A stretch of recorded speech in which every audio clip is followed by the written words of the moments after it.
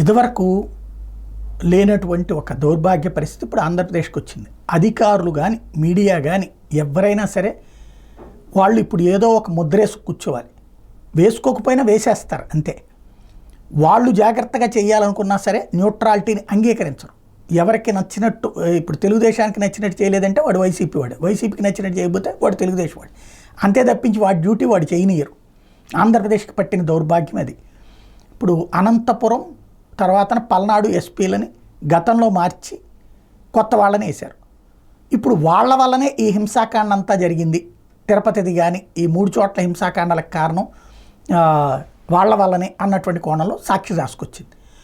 వాళ్లే కరెక్టు, వాళ్ళకి కింద అధికారులు సహకరించలేదు, పై అధికారులు సహకరించలేదు అంటూ మరొక వైపు ఈనాడు జ్యోతి రాసుకొచ్చింది. ఇక్కడే విచిత్రం ఏంటంటే డీజీపీ కూడా మారిపోయాక పై అధికారులు సహకరించకపోవడం ఏంటి?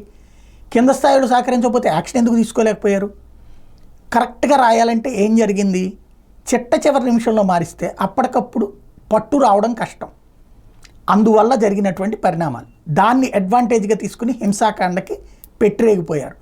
మొదటి రోజున తెలుగుదేశం పార్టీ వాళ్ళు అటాక్ చేస్తే 13వ తారీఖు ఎన్నికల రోజున 14వ తారీఖున వైఎస్ఆర్ కాంగ్రెస్ పార్టీ రివోల్ట్ అయ్యారు. ఇది వాస్తవం. ఆ వాస్తవాన్ని కవర్ చేయడానికి ఎవరి ప్రయత్నాలు వాళ్ళే, అధికారులకు కూడా కండవాలు వేసేస్తున్నారు.